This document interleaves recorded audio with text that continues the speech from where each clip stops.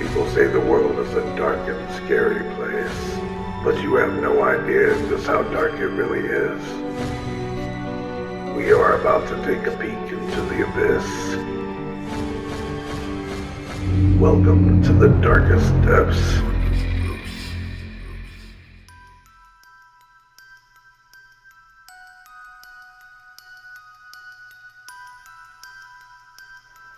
Joachim Kroll was filling his bachelor apartment with electronic gadgets and inflatable sex dolls, frequently strangling the latter with one hand while he masturbated with the other. Joachim was too nervous and shy for conscious partners, so he turned to rape and murder at the age of 22, killing so often over the next 2 decades that he lost count of his victims.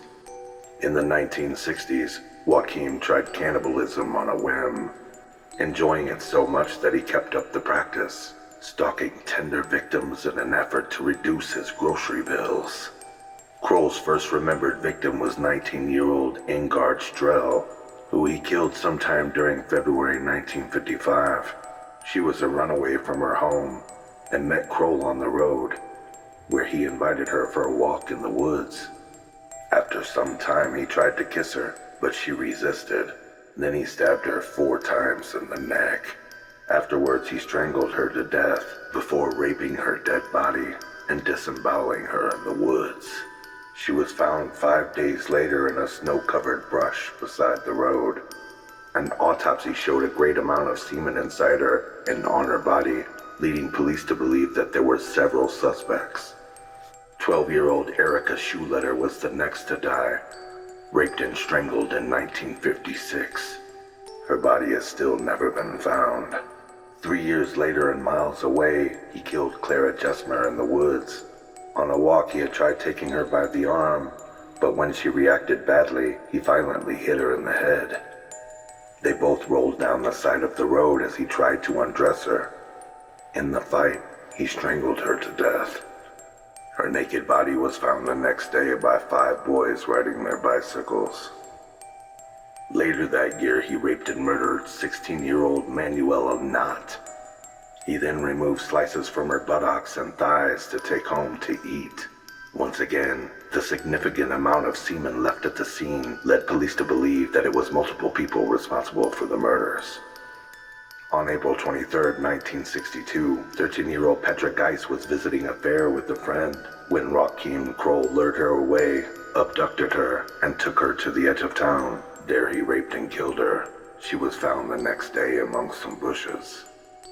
Joachim was stalking again that year when on June 4th, 13-year-old Monica Taffel vanished on her way walking to school. Joachim Kroll strangled her and masturbated over her dead corpse. Searchers found her body in a nearby rye field, and stakes had been carved from her buttocks and the back of her thighs. In December of 1962, Joachim murdered 12-year-old Barbara Bruder. Her body has never been found. In August of 1955, he crept up on a pair of young lovers and stabbed the rear tire on their car. When the man who was driving, Herman Schmidt, stepped out of the car to investigate the noise, Joachim Kroll stabbed him to death in front of his girlfriend. In 1966, he raped and murdered Ursula Rowling, and also committed necrophilia afterwards on her corpse.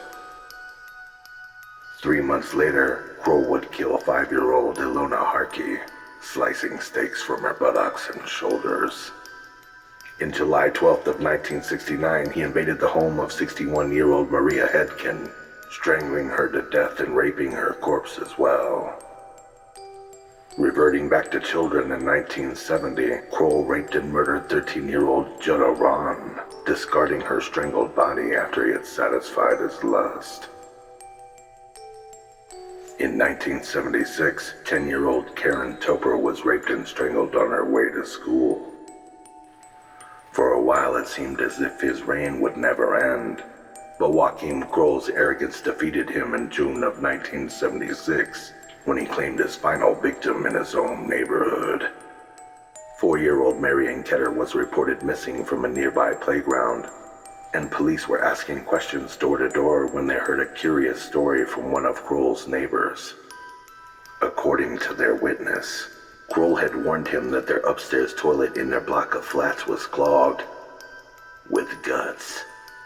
A plumber quickly verified the statement, flushing a child's lungs and other organs out of the pipe. When detectives went to Joachim Kroll's apartment, they discovered plastic bags of human flesh in his freezer. On the stove, a tiny hand was boiling in a pot with carrots and potatoes.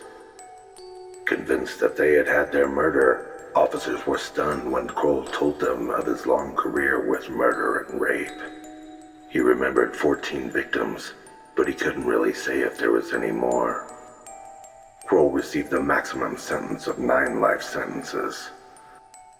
He would meet his final end in prison, dying of a heart attack in 1991.